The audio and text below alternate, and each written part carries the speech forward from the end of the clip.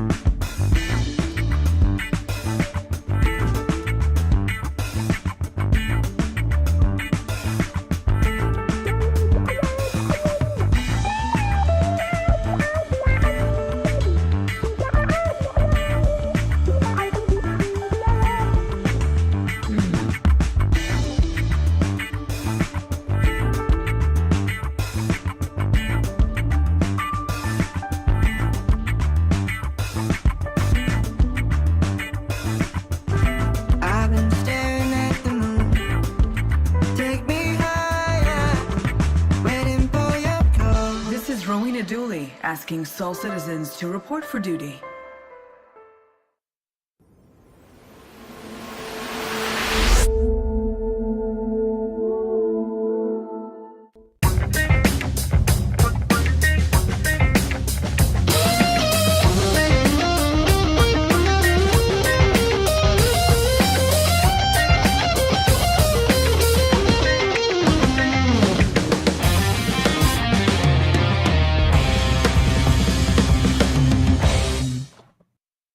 Hey, greetings everybody. Welcome back to Soul Voices. I'm GriffinGamingRPG. Today is Saturday, September the 14th, and we're back again for another afternoon of great conversation with folks from our Star Citizen community.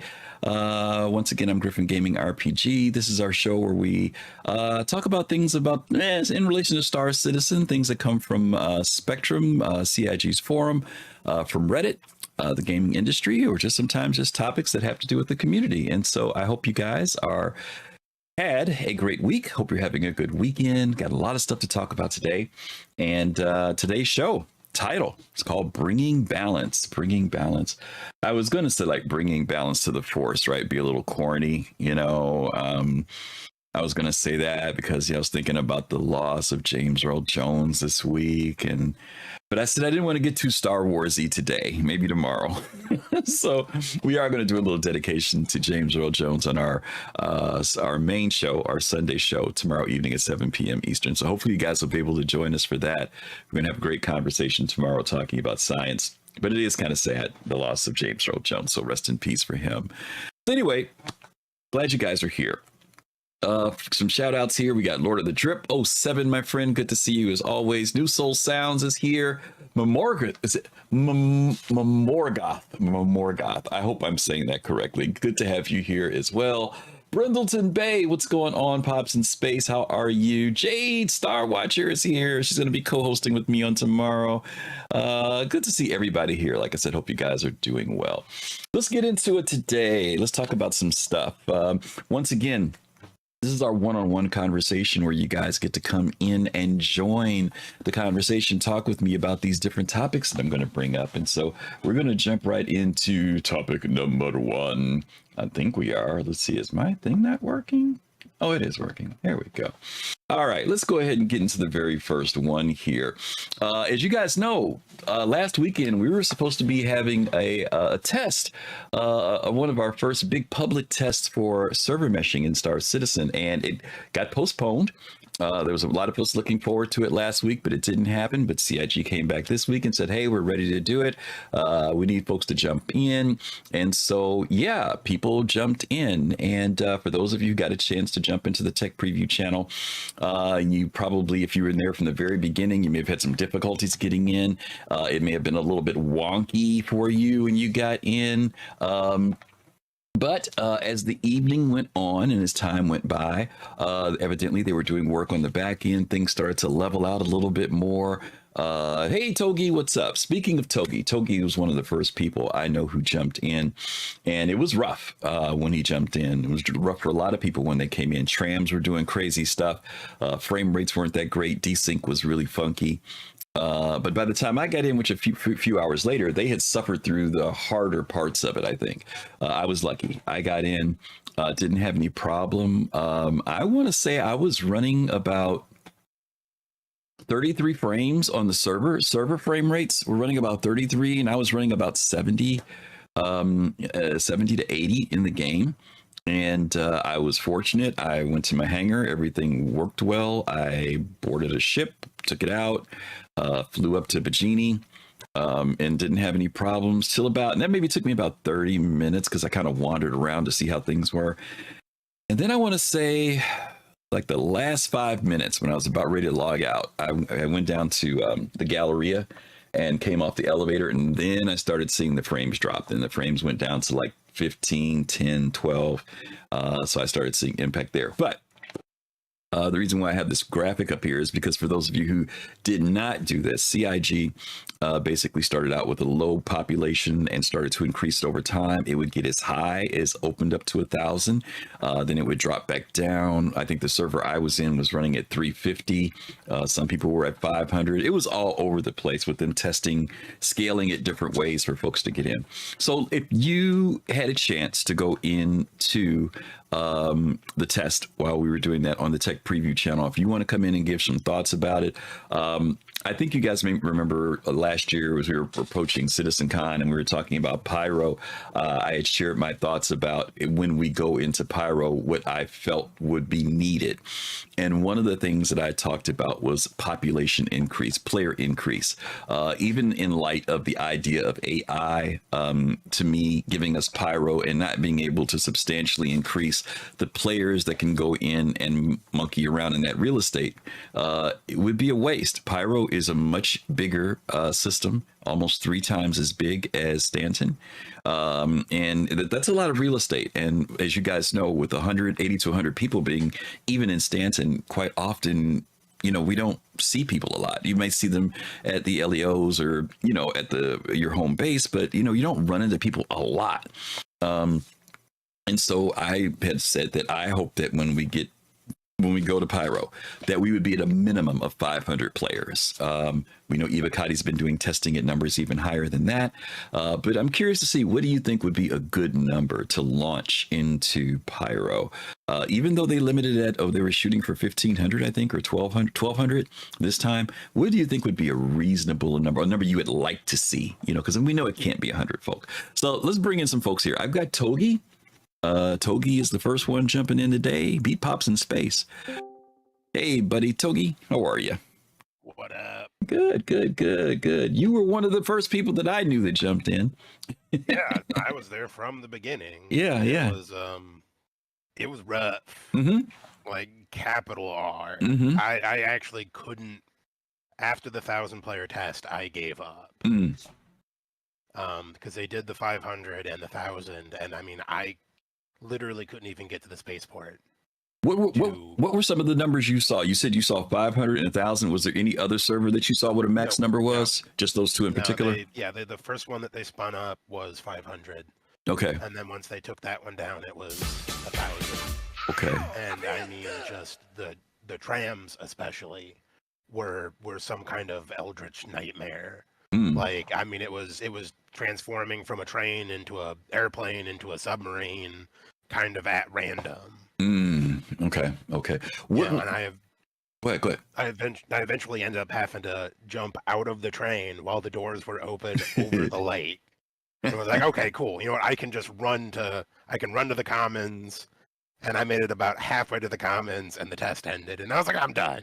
Oh my god. Well, let me ask you this. Hey, Luna Maria, good to see you. Yeah, no, it wasn't a computer. It was the hardware for doing streaming. And yes, we accomplished the goal. Thank you so much. Thank you so much for that. Really appreciate it. Togi, if there was something in particular that was the worst of the worst, what was it? Was it frame rate, desync?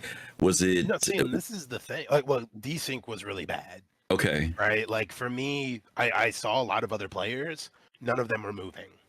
They would just be standing still for a couple of minutes and then just disappear. Okay. Wow. Okay. Okay. Like, I mean, and the thing that was the most weird is I had our display info up, and I could Okay. see the server frames, and they were good. All Okay. right, like at least as good as they ever are in live.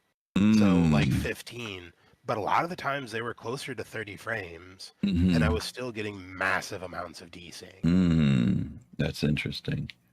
That's Yeah, I mean, interesting. I didn't Mhm. stay in for the other tests where it supposedly got better, so hopefully there's other people in the chat that'll give their experiences on that. Yeah. I'm sitting here. I'm just trying to figure out. Usually we associate that level of desync or, stutter or whatever, seeing it correlate with the server frame rate. So it's interesting that the numbers were still high, but you were getting it to that degree where folks just weren't even moving. Yeah, and I mean, like the other thing is it was, the thing that I don't know is how many DGS, how many dedicated game servers Mm-hmm. We're were actually running running. on the smaller tests that did work. Mm. Yeah, Okay. because I know that the 500 was 3 DGS Mm-hmm. and the 1000 was 6, and Okay. performance seemed pretty much identical. Identical on those. Okay. And like I said, my experience was good, but it might have been because I was on a 350. I didn't get on a server that reached that scale, So that might have been it. Maybe 350 was the comfortable number, and as it increased, it just got worse. Okay. Okay. All right. Well, thanks for putting your neck out there first in line with that thing. Okay. Yeah. All right, buddy. All right. We got Captain Serious Fun here. Cap, are you there? I think he's here. Greetings and salutations. There he is. How are you, buddy? Every day is a blessing. What's going on with you? Good, good, good. So I was in for the 1000. I was in for the 350. Okay. And Togi's characterization of the 1000 isn't wrong. Okay. I mean, you remember when you used to have like Star Wars action figures? Mm-hmm. And when I was a kid, you'd play with them and you'd move them from one place and then you'd move them somewhere else. And then you pick them up and move them somewhere else. That's the way it felt like people were moving. They were either sliding or they were disappearing and reappearing. Right. And again, Togi was correct in my experience as well. I was looking at display info and I was seeing steady 30. In terms of server frame rate, I was seeing the best consistent 30 I'd ever seen.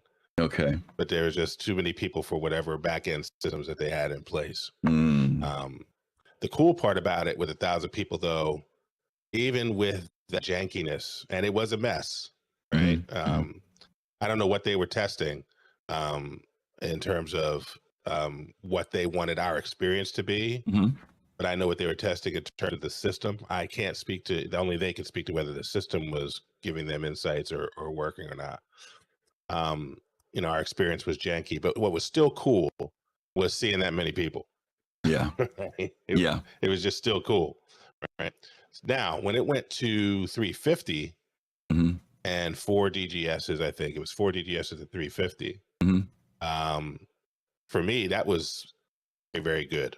Okay. I mean, it was very good. Yeah.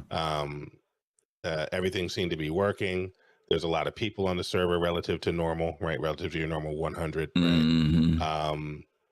Stuff was working. There was sometimes a slight delay, but I was experiencing that same slight delay with 100. Right. Yeah. So it wasn't necessarily a negative relative to my current experience in the game live.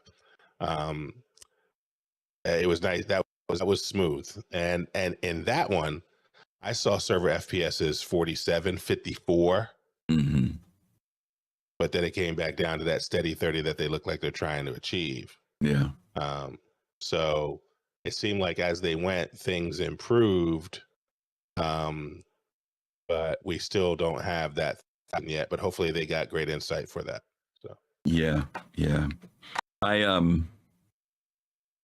I'm trying to think when I was in one thing I saw for sure, and maybe it was just because people were jumping in to do the test. But it was interesting that when I got on my tram, there was about 6 or 7 other people on the tram with me, which was a little bit unusual. You know, I've gotten on, there's 2 or 3 people on there with me, but to have 6 or 7 people on there and everybody's on their way, it was interesting to see that many players. It started to feel like, oh, you know, there are people in this space. I'm at Area 18, and which is not one of the more favorable places. Usually a lot more people will go to New Babbage or Hurston. So to see that many people, you know, get on the tram, go, it ran very well during that, you know, period of time. I didn't get any desync at the 350 point.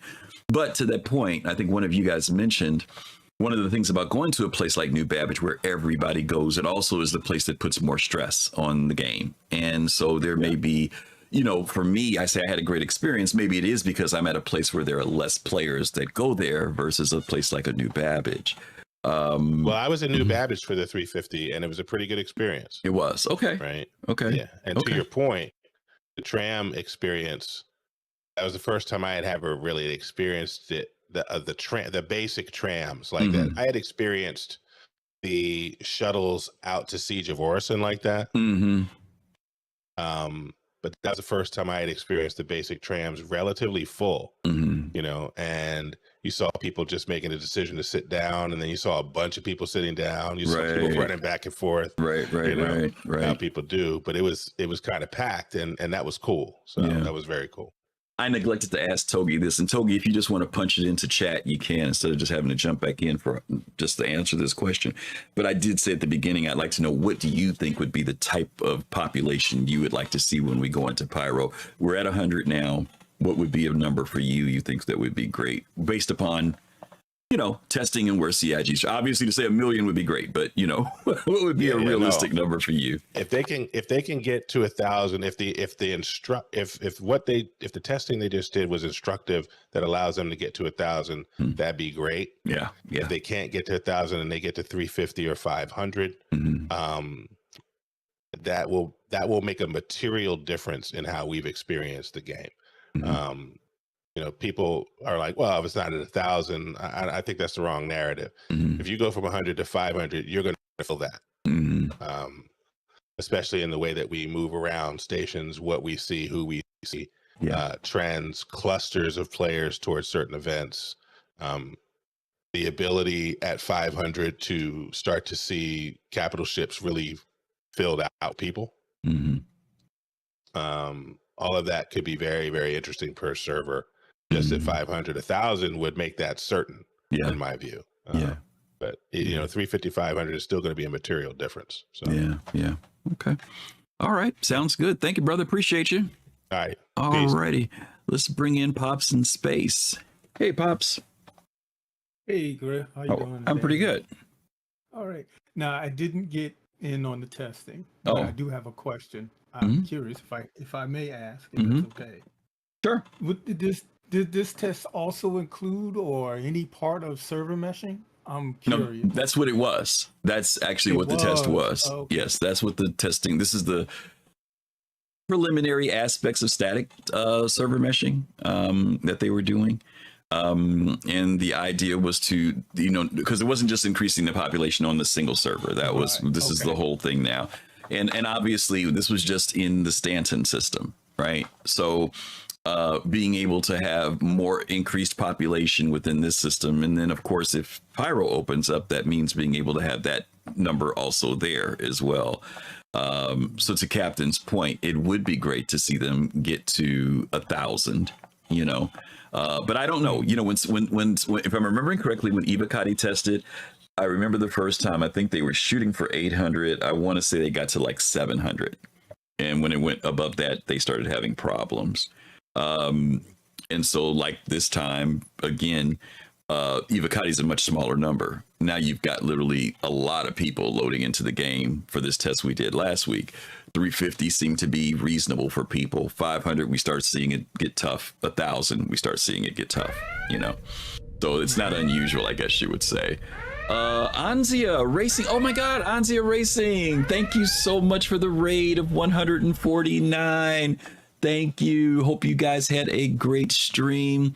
Welcome over to Soul Voices. Today we're talking about balance in our game. But right now we're talking about the tech preview test that happened just the other day. Hope you guys had a great stream. Thank you so much for thinking of us today on a Saturday afternoon. And welcome again, Raiders. Welcome. All right, Pops. Well, thank you very much, my brother, for the question. Okay. Yeah. Thank you. All righty. Okay, let's go ahead and jump into our next piece here. We've just talked about a little bit of the experiences from the tech preview. And now we're going to talk about something a little bit different here. Let's talk about the Zeus is on the loose. I'm really curious about... Oh my goodness. Wow, thank you, Lord. Lord of the Drip, thank you so much for those 10 community subs that you've graced and blessed some of our viewers with. Thank you so much. I'll give some love to Lord of the Drip. Thank you, Lord of the Drip. We appreciate you as always. Let's talk about this a little bit. It's been interesting to hear, I was hearing so much anticipation for the Zeus to come into the game. And, thanks for the follow. Whoa, there's Whammer. Thanks for the follow. Thank you, Yana. Oh my God, we got bits dropped in. Chooch, thank you for the bits. Thank you. 400 bits. Wow, thank you. And I was, my buddy Captain Serious Fun was really into this thing about the Zeus. He's a big RSI fan.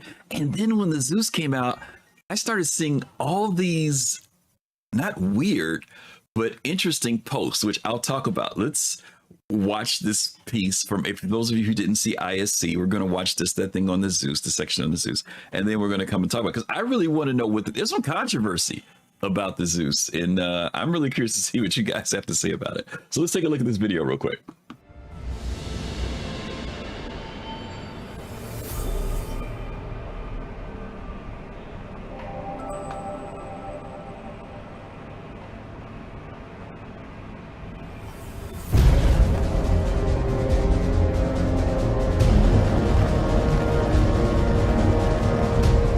The RSI Zeus Mark II is a reimagining of the original RSI Zeus. The Zeus was the first mass-made human exploration ship that was capable of doing quantum travel. We didn't want to just make the Zeus again. We wanted to kind of pay homage to what made the Zeus important, what made it iconic back then. We wanted to kind of give that an update and kind of bring it up to modern day visuals and make sure it really feels RSI. It's RSI style, but we feel it's almost a improvement upon the style. It's sort of an evolution of the style. And so players will appreciate the consistency with other RSI ships, but you can see the technological advancement of RSI.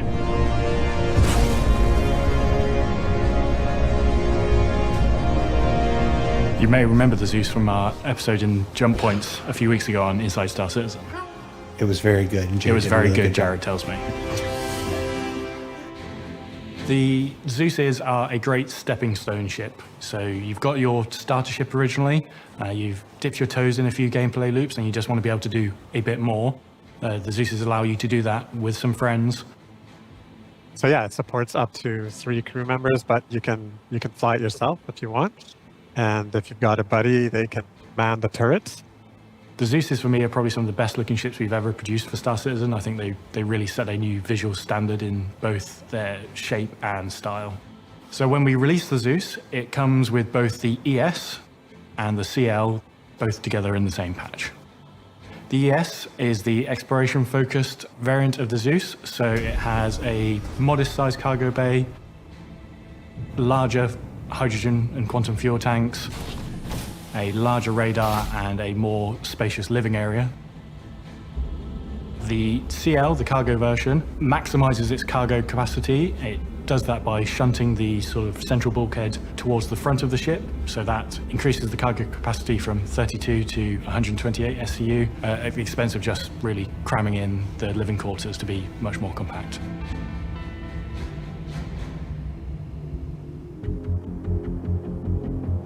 The exterior of the Zeus ES has got that very kind of iconic RSI arrowhead shape.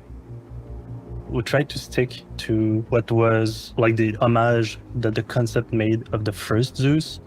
It keeps the kind of central fuselage. You've got this big kind of central mass with these lovely kind of quite fast and aggressive looking wings. And they kind of just help to make it feel quite aggressive and quite sharp, which I think builds on what RSI as a brand are kind of really about. The big details on the flat surfaces, the mix of materials, I think is very well balanced. I'm still a massive fan of the underside.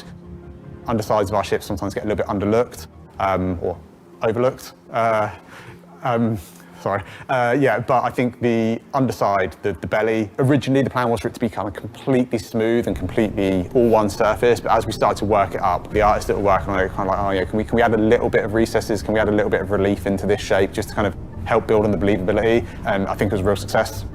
So weaponry-wise, across all of them, the pilot has access to twin size 4 guns. Enemy down. And the side seats have access to the remote turrets.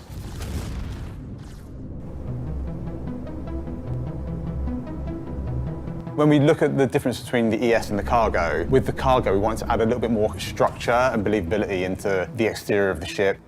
This is supposed to carry a lot more weight, so we wanted to kind of bulk up the main structural points.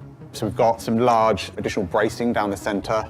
And then the other thing that a cargo version is going to require is some additional thrust. So we want to kind of bulk up the main thrusters at the rear that allow you to kind of take off. And those kind of downward pointing thrusters have grown in size and add to that believability that this vehicle can lift a bit more weight than the base version.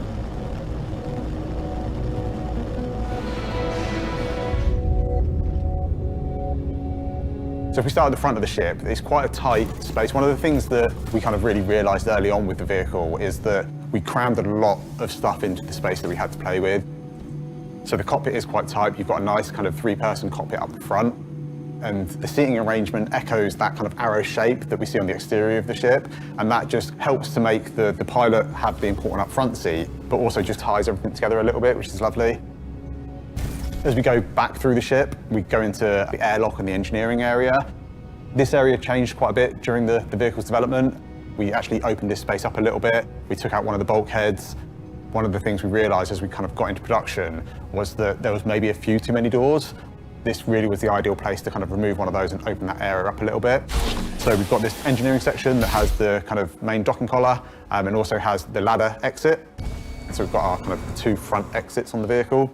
And then as we go back through the corridor section, we have like a bit of a crossroads. So you can either go into the kitchen area, which still has its nice window and looks out and it's beautiful and perfect. Or on the right, we've got the habitation area where we've got 3 beds, toilet, a nice little seating area, lockers, and everything you need really in terms of a hab. Get out, get out, get out! And then as we go into the back of the ship, that's really where we get to our larger ship components and our cargo area. With the cargo version, the Clipper, there's obviously a lot more space dedicated to cargo compared to the base version. To achieve that, what we've had to do is adjust some of the kind of like the rear layout of the ships. We had to rearrange the components so that they're closer up to the doorway, and we had to move the weapon locker from the corridor into the actual cargo holds, so there was a lot of rearranging. But what that does buy us is enough space to fit the kind of extra cargo in. We've also had to sacrifice some of the kitchen area. In the habitation, you lose the sofa and the nice seating area, but on the positive, we get much more cargo space, which for kind of a dedicated cargo ship is the most important thing. You'll notice that on the floor, there'll be blue trimming exactly where the player can place cargo. It'll be a lot easier for the player to know where you can access the components versus where you can place cargo on the sides. This has been a great first full ship from concept to release for the Montreal vehicle team. This is one ship that took an entire year to build. Like the amount of work that goes into these ships is insane, both in art and design. They built on kind of what they'd learned with the cutters and really just done a fantastic job in taking what was the original vision of the ship and really delivering it in something that I think it looks great, it should play great, and I think they just did a fantastic job across the board. To me, the final product shows there's nothing in any other game that can come close to the level of detail, the amount of thought that got put into every button, every component bay, everything, is is in its place. So the Zeus is another great addition to the fleet of ships in Star Citizen, and being RSI, it obviously has that special touch, sharing the name with our company and founder. And we are excited to see this ship set foot in the verse and push along the RSI style ahead of a big year for RSI ships. Ships don't set foot, John. They fly. Got their feet. Just being argumentative. Okay. So you said Griff said there was some controversy. I was surprised to see how many people were saying stuff like, oh, it was time to get rid of the MSR, right? You know, I remember like when this first debuted, people were talking about the Connie, you know, like the Connies are going to go out the window. This is going to be the new thing. And the Connies are going to become the old thing. And now I'm looking at all this hate for the MSR. I don't own an MSR, but I'm just curious. Do people feel that this ship is going to make other ships obsolete? You know, because it seems like, you know, I mean, we go through our flavor of the month thing all the time, right? But I mean, I just couldn't believe that there's this huge, like people feeling like, I don't know. I don't know what it is. I think you guys know what I'm talking about. So first of all, give me your thoughts about, the Zeus. Is it what you thought it was going to be? Let's talk about that first. And do you see this as being something that's competitive to the MSR or to the Connie, or do you think it's the MSR killer? How about that? I'll throw that out there. Is this the MSR killer? I got Captain Serious Fun. Mr. RSI himself has already jumped back in. So let's see what he has to say. What you got, Cap? If the glory, the beauty, sexy, useful, powerful, ladder where it's supposed to be. Okay. We have gotten that this, as they say in the video, this is the first effort at a complete ship from the Montreal studio, and this is an absolute blessing. This is loveliness. They couldn't have done much better for me with the concept to going from concept to ship and giving us a feeling of chock full of value, detail, experience. Are you looking to be an RSI ambassador? This is amazing. I'm hearing all this. Well, I mean, RSI doesn't really need an ambassador. I mean, Origin needs an ambassador, but RSI stands for itself. You know what I mean, I'm just trying to access some of that goodness. Okay. No, but you know, as an RSI fan, I have seen some of the hate around not only the MSR but the compilation, and what this ship does. You know, we haven't gotten our hold of it, right? Okay. So really, it's 90% of the way there, but it will matter how it feels. How it sounds, how it actually performs. But line of sight that we have to it right now makes it feel really good. But once we get in it, and if it is everything that it purports to be on the can, it does challenge and present an opportunity to go back and do some things that support great concepts like the MSR and the Constellation series. We knew before we saw the Zeus that the MSR needed another entrance, right? We knew before we saw the Zeus that we needed to be able to customize the smuggler's hold on the MSR. We knew before we saw the Zeus that the Constellation interior layout, the use of the table, where things were, all needed to be revisited in the light of not only the Zeus, but other new ships and the evolving skill set of Cloud Imperium Games artists, right? You could almost hear the exhaustion voice of one of the dudes who was like, you know, I don't think everybody understands. This took a year, the detail, this is unparalleled in the industry, right? Well, that's just gotten more detailed since the beginning. Yeah. Right. Yeah. So the conversation was around very early on. Of course, it's going to need to be revisited in the light of the work that they're doing now. So I expect that when the Constellation is revisited, it's going to be revisited in a way where it gets even more gains and more benefits for it than we're seeing for the Zeus now. This should be an ever evolving thing. Okay. Right. Okay. All right. That's fair. Yeah, That's but fair. all that being said, don't get a constellation no matter what they do. Don't get an MSR. You saw the ship you're supposed to get right here. You saw it. It's beautiful. 128 SCU. You know what's up. All right, I'll talk to you. All right. Yeah. All right. Let me bring in Pops in space. Hey, Pops. Hey, Griff. Mm-hmm. I know we've talked about this. This is, for me in my heart, as far as the Zeus, it was, the nostalgia of it. It was, first of its kind from, long reach. I thought that they would have come out with a passenger shuttle type ship. Mm-hmm. But I'm happy with my exploration one. But that's what I thought they were going to go with the Zeus, as far as, maybe a smaller, faster Genesis. You need to get them there, quicker kind of a ship. That's where I thought, if there was one that was going to come out. But I am very happy. I've always, I guess maybe it's like Cat Series Fun, maybe it's people from Maryland, because I used to live in Maryland. Maybe we just love RSI. Okay, there's nothing wrong with that. There's nothing wrong with that. And yeah, I think the latter is probably one of the best features on the ship. Having the other entrance, absolutely. Okay, Pops, thank you. Yeah. All right, let me bring in Togi. Hey, Sir Togi. What up? Yes, sir. So I'm going to say the same thing that I said last night. Okay.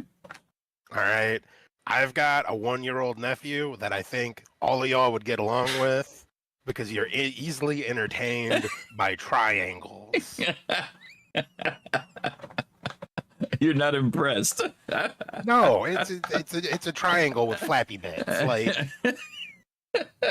Like really? That's highly detailed?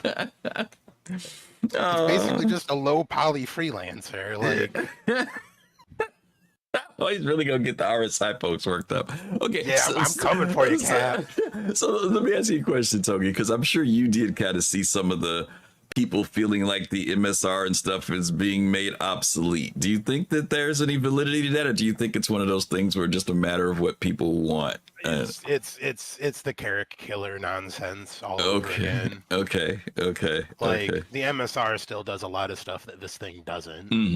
Yeah, it's a different the ship. MSR, we'll probably be talking about this later, but the MSR is getting a little bit of a buff, which is going to move the MSR completely out of the same class as a ship like this. And guess what? This thing doesn't run data. Yeah. The MSR it's a different ship. does a completely different skill set. And I also don't see 3 entrances as being as useful as people think it is. Because if you get pirated, that's three entrances Access that points. you need to defend. Interesting. The MSR has one, and you've got that little balcony. You can peek at that thing. Nobody can get in your cargo hold. That's true. Okay. All right. We'll keep that in mind, y'all. For those, remember, Togi said it's just nothing but a glorified triangle. All right, buddy. Thanks. Let me bring in FC. Fast cart. Ross Tassan, thank you so much for the sub. 21 months. Good to see you. Good to see you. Thank you. All right, buddy. Yeah, I mean, y'all are giving me some stuff to think about because when the Zeus first was released concept, I'm like, nah, I'm gonna keep my MSR, and because MSR for me has several things going for it. Okay. It had the feel of the Millennium Falcon. It had that little disc on the top, and it's very what do you call it, asymmetric. So it does have that Star Wars feel for me. So that's a thing in its favor for me. I've been fighting against getting the Zeus, but I'm not into the data running idea. Okay. And having that one entrance in the back and it is a drawback for me because I'm not gonna say I don't see myself getting pirated. I don't see myself getting too much attacked in the MSR, in my opinion. Maybe I'll be wrong. We'll see. So wait, let me ask you a question. So if you're not into data running, so why did you buy the MSR? I'm curious. because it's one of the fastest ship in its class, and it carries cargo. It was better than the freelancer in my opinion. So you bought it more for the cargo aspect. Yeah, I bought it for Okay. cargo. Okay. And All right. and the blockade running basically. Okay. Yeah. All right. But Okay. but and unfortunately, I cannot melt my MSR because it's part of a special anniversary package. Mhm. That if I melt, I may not get that package back. Okay. Okay. So what was Togi talking about the buff though?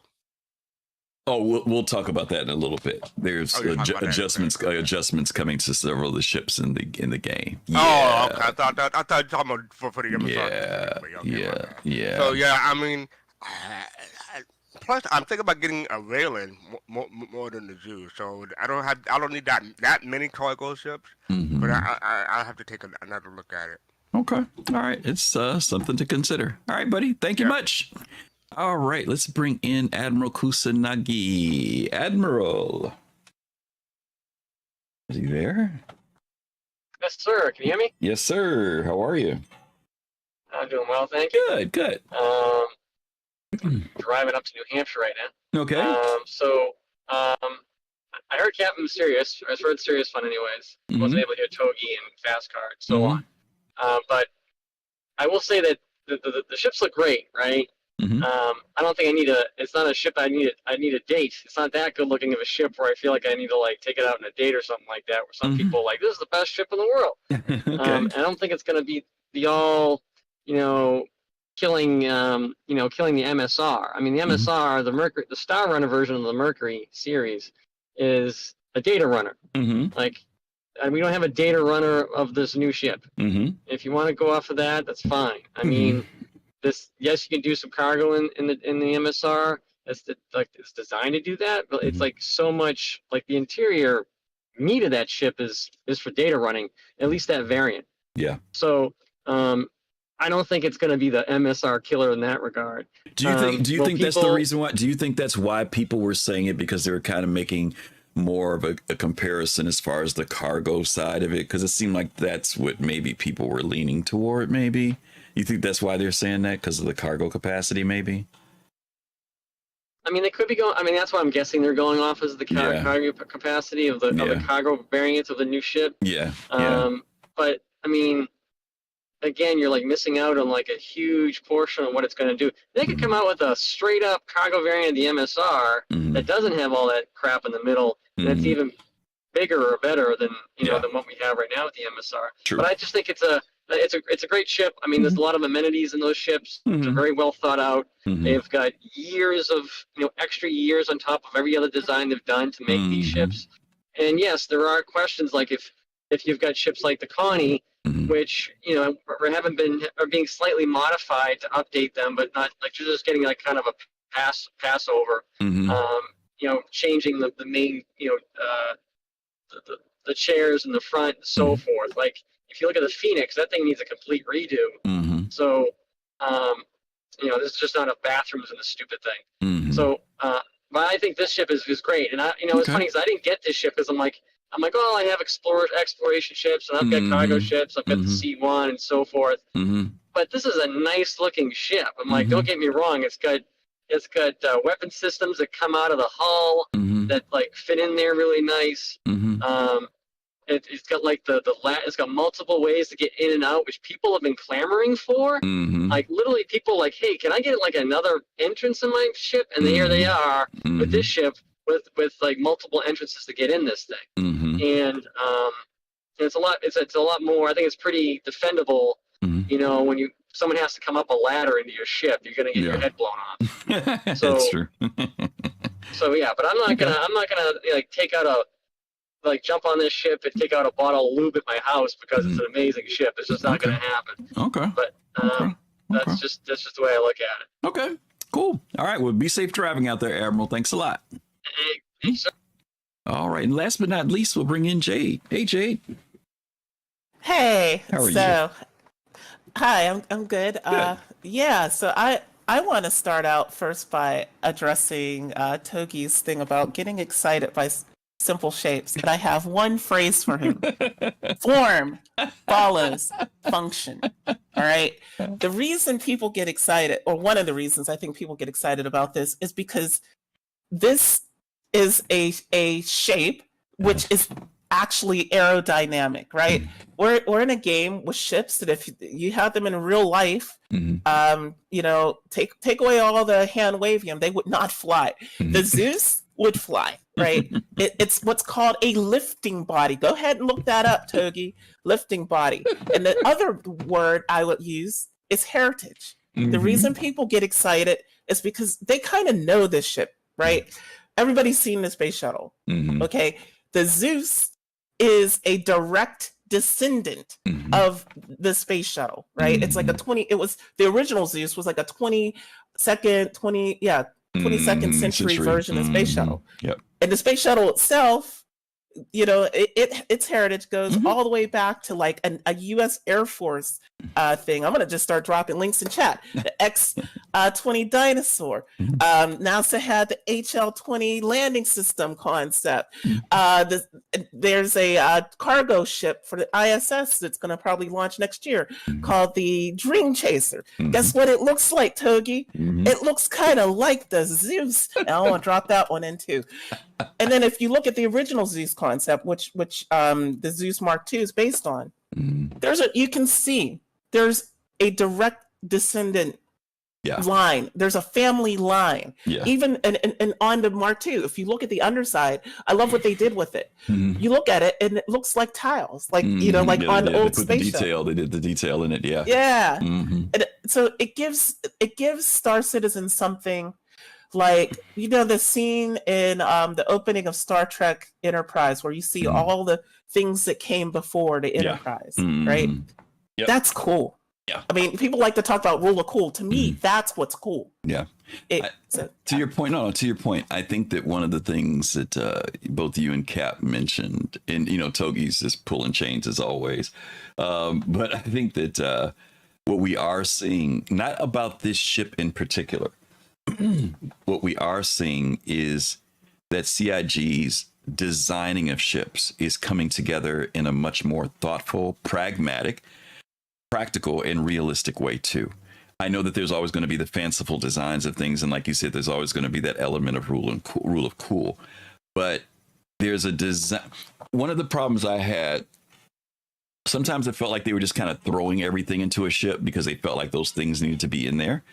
Then you had the example of people who talked about the 600i, who felt like there was just too much space, that space wasn't being utilized in a good way. One of the things I did like about the design, even though I don't own the ship, but one of the things I did like about when I watched the design as they went through it and showed the different rooms, I didn't feel like things were cluttered, and I also didn't feel like there was wasted space. And so I'm hoping that these ships now start to, like, for example, we could talk about the MSR. I like the MSR's design as far as the data running side of it, but there's other parts of it that I wish that they had just kind of focused a little bit differently on it. And I can say that about a lot of ships in the game. I'm hoping that this kind of starts to epitomize a ship that's, for lack of a better term, well balanced and rounded in its design. And I think that they will go back and start looking at some of the older ships and learn, you know, what they've learned over the years and start making ships feel a little more balanced in the sense of function, design, form, all that stuff starts to come together. And you're right, the heritage of this line of ships, and someone even mentioned it earlier in the chat, that even you see reflected in like the what's the ship called? The Avenger. What's the thing called? The Titan. You know, that one. You know, that same shuttle theme is still there. I remember, in fact, when I bought my very first ship, it was the Avenger because it reminded me of the space shuttle, and I was able to identify with it. You know what I mean? The Aurora, the Roach, I didn't identify with, but I did identify with the Avenger. You know, so yeah, there is some historic design, and of course, not to mention aerodynamic design to a ship that's made like this. You know, the wing, the triangle thing is something that's been in aviation history for a long time. So yeah, can I say one thing about the MSR before I go? Sure. So the other thing I see a lot come up with the MSR, like you said, is the wasted space. But I feel like a lot of people include the data running side of it in that wasted space, and it's just because we don't have data running in the game. No, I want if more I were going of to do that. anything, I'd get rid of the stupid smuggler tunnel. That's what just I meant. Make it more like the concept center. Yes. And then add a second entry to it. And people love the MSR then. I think the chessboard thing I think is cool. I like the MSR because it feels like a ship you could live in. You know, it feels believable that you could live in that ship as a data runner. And I just don't like Drake. And the only other competition for data running is the Herald. What is that? Yeah, the Herald. Yeah. Yeah. No, I agree with you. That was for me when I said the waste of space. I meant like to me for it to be a data runner. I love the way they have the computer section and everything, but it's almost the smaller dynamic of the ship. You know, I wanted more of the data running aspect of it to be built into it. You know, computers. Now, what I do like about the MSR, and I don't want to make this MSR show, I do like the fact that like how they designed the smuggling side of it, you know, that like those engineering sides on the side, but all that extra, like you said, middle walkway. Yeah, you know, it could go as far as I'm concerned. But we understood what they were trying to do. They were trying something. You know, that's what that was about. So one more thing, Montreal. I don't know what's in the water there, but like, and no shade to any of the other teams at CIG, they're churning it out. They're churning it out. From the environmental art team, you know, and everybody that does like the planet stuff to now the ships. It's just they're like a cut above. So everybody at Montreal should be very proud of themselves. They're doing it. Okay, Jay, thanks a lot. Take care. Thanks. Okay. Alrighty. Okay, so whether you like triangles or squares or circles, whatever, here we go with the Zeus. It is an interesting ship, and we will see. I always have to reference Captain Serious Fun because he has been waiting for this ship for a long time, and I'm sure a lot of you guys have been too. I'm an RSI person. I've got the Phoenix. I've got the Connie or Andromeda. I've got the Aquila. I don't have the Taurus. I used to.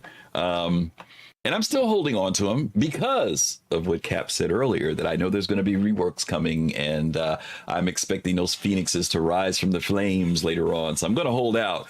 But this will definitely be something worth going after in game. I think it will definitely be a nice ship to add to anyone's fleet.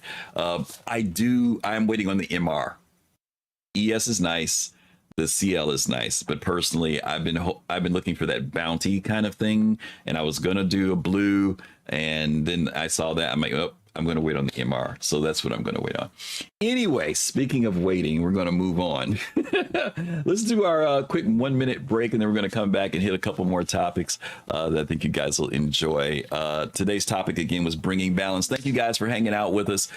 Trying to keep up with everything you guys are saying in chat. You guys are sharing so much good stuff in here. Give us a second. We're going to do this commercial, and then we're going to be right back. 1 minute. Let's see. Okay, we should be on our 1 minute commercial. For those of you who are seeing me, that's probably because you're a subscriber. And as always, we want to say thank you for your support, for your commitment, for being here, for hanging out. We really appreciate you. If you got a give sub and you're here because of that, we appreciate you as well. We're going to be talking about the upcoming changes at CIG. That's going to be our next topic. The upcoming changes at CIG presented this week, which some people are flipping out about, some people are enjoying. And some people are happy because they've seen some final balancing coming to their ships. Some people are not happy because they're not liking the direction that CIG is going to go. So we're going to be talking about that. And then after that, we're going to talk a little bit about the Atlas, the other new flavor of the month. So stick around, enjoy it. Don't forget, you can come in and talk. Love to have you come in. Okay. And we're going to jump into it in just a second here. Okie dokie, we are back. Thank you guys for hanging out with us again on a Saturday. Very quickly, I just want to remind you that this is our open mic where you get to come in and share your thoughts. You've heard some folks come in and give their thoughts. You guys can click on the link when it pops up. Come in, give me your thoughts on the topics that we're picking up on for the day. Let's jump right into our next one here. As I mentioned earlier, our title for this show today was Bringing Balance. That's our title. And we're going to be talking about CIG's definition of what it means to bring balance to the game. So let's talk about this. As you guys know, JCrewe did a post the other day. I think this maybe caught some people by surprise, but CIG had talked about doing this over a year ago, if I'm remembering correctly, that there was going to be a rebalancing of ships. And there were two things that they talked about: balancing in the sense of gameplay, but then there was also the reclassification thing that they were going to do, you know, with what was small, medium, large, what was going to be considered a heavy fighter, light fighter, blah, blah, blah, blah, all that. So this is part of that, I think, that they've done. This came out on September 11th, and it was again from JCrewe, and it said, as part of the ongoing development of vehicle systems, particularly with resource network and engineering gameplay on the horizon, we've taken the opportunity to look across all our current vehicles in game and revisit some of them in terms of both default item size and quantity. Reviewing both player feedback as well as analytics on usage and performance, it was clear some ships or vehicles were underperforming and needed adjustment. Some vehicles were adjusted to bring them in line with others in their class to ensure competitiveness, and some were adjusted because they simply had an abundance of power output that wasn't necessary anymore. You may have noticed recent vehicle promotions and releases have strayed away from the typical max 1-2 power plant coolers, shield generators, to higher numbers such as the Zeus and Retaliator having 4 and 6 shield generators. For example, that these updates will roll out similar changes across other ships and vehicles. In addition to the changes below, you can also expect handling and health changes to some vehicles to make sure they do not stray too far from their intended design behavior. The Redeemer, for example, will get a buff in flight handling to compensate for the reduced shields and weaponry. The following are the new default size amounts for the specified item types per ship, such as if something now says it's a 1x or 1 times S size 2 power plant, that means it now only has a single size 2 power plant rather than gaining an additional size 2 on top of its current live loadout. Weapons changes are specifically listed for the relevant hardpoints. Now, I'm not going to go through all of these one by one. What I am going to do is say, if you had a chance, we'll put the link in for you guys. Take a look, see if there's ships there. If you have any thoughts, ideas, some things you like, some things you don't like, you guys can come in and share those thoughts with me and let me know what you think about this. Are the loadouts, do you think it is bringing balance to the game? Do you think it's swinging the balance too much in a certain direction? Is there a certain ship that you've got concerns about? Maybe even a ship that wasn't listed on here. So I'm going to go ahead and bring some folks in. Let's see. I don't know who was here first because I was reading, guys, so please forgive me. So I'm going to bring in Lefty first since he's at the top here, and then we'll go from there. Hey, Lefty. Hey, Griffin. How's it going? How you doing, bud? Pretty good. So I want to echo one thing you've said, that this balance has been coming for a long time. They've been talking about shields specifically being rebalanced for a very long time. A little bit of extra discussion on the potential for shield emitters. Yes. And so I think it's interesting to see this happen this way. And one thing that I'd just like to put out there for anybody that's looking at this and being like, oh, why? It's very interesting to see these ships and the amount of shield generators they're getting, because, you know, one of the other things I keep talking about with Maelstrom and being able to shoot a ship and have your shot penetrate the ship. Yeah. I think everybody's going to enjoy having more than one shield generator when it comes to getting into combat. So that's one specific thing to keep in mind just at a high level. And then I know you don't want to get down in the weeds too much with any of these, but as far as the Redeemer goes, I'm not surprised, but I am disappointed. And so the reason why is what I see with a good bit of these changes, and what I've seen with just weapons in general, is that there's a general homogenization of ships that's been happening. And so now we have this ship that had 2-man turrets that, you know, are supposed to be slow to rotate with larger guns, so they have more penetration power and more, you know, theoretically alpha damage. And they've taken them and downsized them. And they've also made the ship more maneuverable. So I feel like they're trying to cater to a crowd to make that ship fit in line with other ships instead of making it a special thing. And so, you know, I understand that different manufacturers are supposed to be able to double up on ship types, so you've got competition and comparable ships with a little bit of a bonus one way or the other, but I feel like that's happening a little bit too much homogenization, and I'd like to see more special ships. Yeah, and I know there are plenty of people who feel that way. It's it'll be interesting. I mean, you know this already. There's going to be balancing, and then there's going to be rebalancing, and then rebalancing again. You know, so you know a lot of times we try to tell folks just to kind of hang in there and see where things go. We don't have a lot of gunships in the game, so I'm curious to see where they're going to go with this particular ship, and if there are other ships that may come out later. But you're right, there is a sense of trying to bring classes of ships within a certain range of each other so that there isn't anything that's outperforming other ships. And I don't know. Exactly. I don't know. I kind of felt. I remember when this came out, the Redeemer. It was, you know, you've been around long enough. Knows it was always a controversial ship. But I remember when everybody heard about size 5s being on there, people were like, "What size 5s?" You know. So in a way, CIG does that to themselves a little bit. You know what I mean? By you know, tricking that ship, because people had forgotten about the Redeemer. A lot of people had melted it and gotten rid of it, you know. But then when it came back, it had kind of a surge and it got nerfed a little bit. But I will say this. The one thing I didn't think was cool about the Redeemer, I think it should be powerful when it's fully loaded. I saw people taking out hammerheads with Redeemers, and they weren't even loaded with a crew hardly. You know, and I was like, I agree with that. It's a little bit over the top, you know. So we'll see. You know, we'll see what happens, whether they'll do some more adjustments. But I think your observations are spot on that one as far as the Redeemer goes. Okay. Thanks, buddy. I would just encourage everybody to read through the list for sure, because it's coming to the verse. Yes, sir. Good point. Thanks, Lefty. All right. Haven't heard from Lefty in a while. Good to hear him. Let's see. We got Volts here. Let's bring him in. Hey, what's up, buddy? Is he there? Hello. Hello. There he is. How are you? Doing good. Good. Got some thoughts?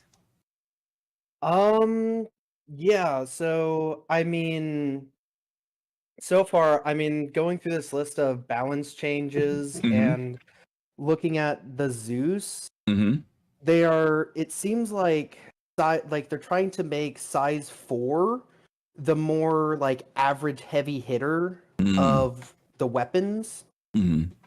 And so, like, you see it on the Hornet Mark II, 2 size 4 there on the wings. You see it on the Valkyrie. Its remote turrets are getting size 4, so that's 2 more size 4s there. It's feeling like they are trying to move towards certain weapons being a little bit more common, and size 4 being that weapon size. But to me, it feels like, one, you have a lot of people, like, you're still in this kind of light fighter, super fast, small, nimble ship meta. A lot of the time, like, you'll notice, like, Buccaneer is being spoken about a lot. Whether it's actually good, depending on how you use it. If you use it like it's supposed to, as like an interceptor, like you are to go after a certain ship, it's good. And if you coordinate with other Buccaneers, it's really good. But it's a glass cannon. It feels like they're going more for like generic, oh, this is how it kind of fits in, instead of what I'm expecting and what I hope to see, especially when capital ships come into the game, much like the Kraken and Idris, where you have more of like a fleet of ships that, when mixed together, they can create such a dominance on the battlefield. Like, you're going to have a meta one-on-one, like a one-on-one PvP meta, which that's going to be the top dog if you're ever on your own and not expecting backup. That's what a lot of people are going to run. But if you have a whole crew, you can multi-crew ships, you can bring a bunch of ships together, then you're not really going to have a meta. You're going to have like a setup. And the Redeemer kind of getting sized down feels like they're trying to move away from that, like making it a little bit faster. I understand that we have the Hammerhead still to kind of fill in that light fighter screening, especially for larger capital ships. in the fleet, so I think that may have been one reason why they toned it down as more of like a faster, little bit weaker version of the Hammerhead. But I mean, it'll be interesting to see how they go about the balancing, because one thing is, especially with online games, the more you add, like it's the more that you add, the more you have to consider how it affects the rest of the lineup. I think Call of Duty has this issue as well. It's like you'll notice they'll add in a gun and then it breaks the entire balance of it. And so that's what the issue is here, is that you're always going to have, like, people are always going to go after what is the best thing at the time. Right. And so when you see your ship getting nerfed, it can kind of feel like, oh, well, let me just get rid of it. Like, I saw a lot of videos of just get rid of your Redeemer, and I'm like, yeah. Well, we don't know how it's going to work later down the line, so we don't know if we should really get rid of it. Like, I mean, there's a bunch of ships that we have no idea how they're going to change and affect once their full gameplay comes in, like the Herald and the MSR. Like, we don't know how data running is going to work entirely. So those are two ships that, even with the Zeus coming out, which can possibly kill the MSR with just cargo, but I mean, I don't see that happening until we get a full understanding of what data running is and what it does, and if it's really worth it. Good point. No, very good point. I think that, and not just those ships that we know about, but there are more ships that we don't know about, right? So the balancing, obviously, we know that they need to do some. When they've been talking about this for a while, and maybe some people didn't know it was coming. You know, I think that Lefty's point is that it's also not just about guns; it's also about shielding. It's about maneuverability for ships. So for some of this, my encouragement to you folks out there who might be feeling a little frustrated, don't melt anything. Just wait. We've been through this before. We saw this with the Ares series and everything else. It happens. Just ride it out. Let's see where things go, and be sure to give your input. That's another factor in the game. It's very important that we as backers state, and not just because it's our favorite ship, not just because we're used to it. Keep in mind that CIG always tells us that development is about change, and that things are going to change. They can change for sometimes not so things that we like, but it doesn't mean that it's not better for the game. So thanks, Volesty. Thank you, man, for coming in. Appreciate that. Okay, let's bring, I think Togi was next. Let's bring in Togi. Hey, buddy. What up? There he is. So, first of all, Gladiator buffs, love to see it. Yeah, you forgot about that one. You're right. I forgot about the Gladiator. Yeah. Yeah, everyone does. Yeah. Flying around, think it's a new ship. What the hell is that? Maybe now it can, just scratch out the meekest amount of relevance in the meta. All right. The other thing I think is interesting here is not the ships that are on it, but the ships that aren't on it and should be. Give us a couple examples. Which ones you thinking about? All right. Number one, CIG needs to nerf the F7A. It's stupid that it was ever given to players. That is the dumbest thing that they have ever done. Yeah, there are a lot of F8 people who weren't happy about the F7A. And why would they be? I want a medium can outburst DPS then. Yeah. Like that's incredibly dumb. Get the F7A on that list. Okay. Let's see the guns get nerfed. Okay. Number two, where's the Cutlass and the C1? That's true. They're not on here. Yeah. Right? They both only have one shield gen. And now the Freelancer, which nobody will buy, has 3. Yeah. And then the Zeus is going to have 3 when it comes out. And that looks very much like they're trying to do people into spending more money on a Zeus and get rid of their Cutlasses and their C1s.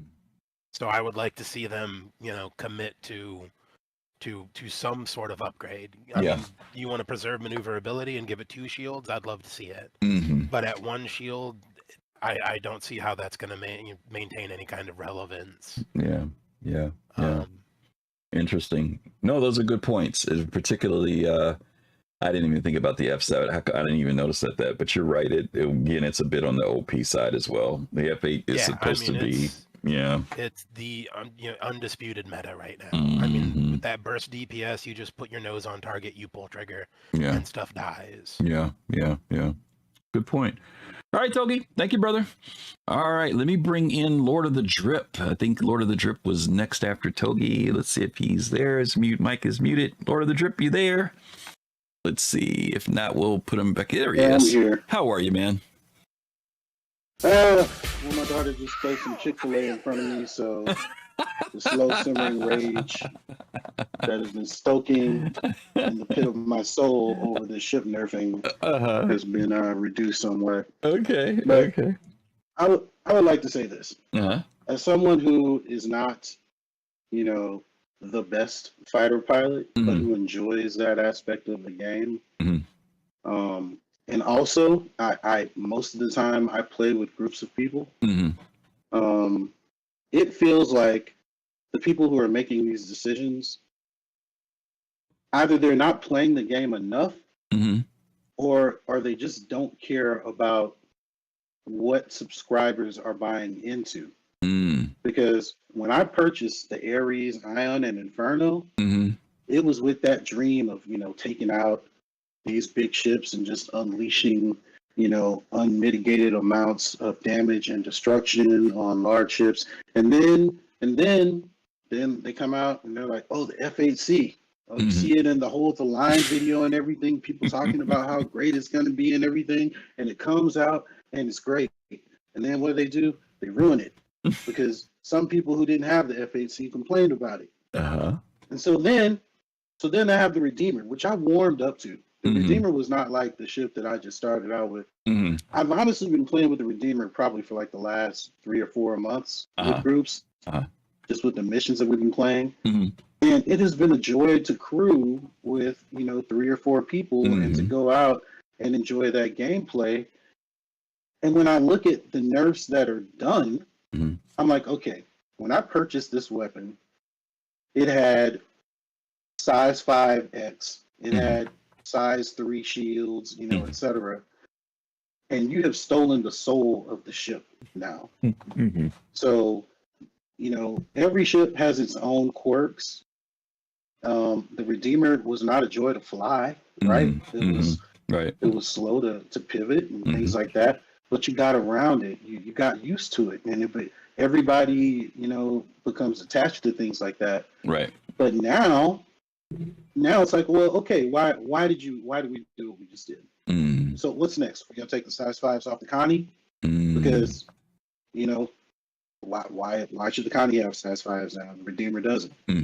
Like, you can take this as far as you want to, but you're doing all this and you can't even give me cargo pods. Why are we doing all this? Stop this with your spreadsheets and just fix some stuff on the other ships. Okay. That's all I got to say about that. That's fair, and I hope that you enjoy your Chick-fil-A. And thanks for dropping in, buddy. Appreciate you. Okay, I don't know who is next. I'm gonna bring in Fist to face first because he hasn't been in yet. Hey, Fist, how are you? Hey, what's going on, Griff? Okay. My take on it. I looked at it like this, and I asked the question, on it. Is that, are they right now doing something to suffice the crippling state of certain ships in master modes right now? Master modes is not complete. Okay. Okay. Right? That was the one thing that I thought of. Okay. The other thing that I thought of, are they trying to push us to think about the roles of these ships and where they land at? Okay. Like we talked about the Redeemer. Redeemer used to go up against the Hammerhead, right? Take a Hammerhead out with a Redeemer. Yeah. Fully crewed, right? Yeah. Okay. So it gets a drop in DPS. Not saying that it's probably still can't go up against one. It's just going to be a longer fight. The thing that I'm kind of looking at it from, where when you do a change like that, I kind of question it and say, well, not at a negative, but like I said, from on my second question is, okay, are they trying to take this ship and trying to put it into a role? You know what I'm saying? Mm-hmm. It's just like when you see any other MMO, right? Mm-hmm. And you have a class that comes out, and sometimes depending upon the developer, that class has a certain has a role: tank, controller, DPS, healer, etc. Right. So that's how I'm kind of trying to see, are they doing that with balancing ships? Are they looking towards 1.0, or are they just looking for now? That's a good question. Again, they talked about this balancing they've been talking about it for a while. I think we'll go back to your first point. Does it have anything to do with master modes? There could be that possibility. Also, the fact that Lefty mentioned earlier, some people may not remember or know that shielding on our ships is not the way it's supposed to be later. We're supposed to have shield emitters on our ship. And so targeting, instead of having this one shield or two shields, it's supposed to be these emitters, and you target those and knock them out. So hence why you see an increased amount of shield components on some of the ships. Right. I think as far as class goes, I was just thinking about what Lord of the Drip was saying, and I understand the frustration. I think some of the frustration comes from the fact that whether we know it or not, we get used to how certain ships operate. Right. And when there's a shift in that, we start to understand its capabilities, what it's able to do. And when all of a sudden those capabilities change or they shift, it throws us a bit, especially after we've been using them. I think his point, though, about doing it with multi-crew was important. And again, I think it's why we'll have to wait and see how it turns out. I think there are times when I feel like CIG is doing things. So I think I don't know if it was Lefty, somebody talked about homogenizing the ships. There's a part of me that makes me feel like within a class, you will start to pick ships not because it's OP, but more because of preference. And I have to be real careful about when I say that. And I don't mean necessarily aesthetic preference. I'm saying that there's a certain ship you grab because when you do this ship, you feel good using it. It does the job. It does the job for you. And you could choose something else, but this particular ship does what you want it to do. Right. And the fact that I know we don't like hearing this, but Chris is still designing this game where he wants there to be cooperative gameplay.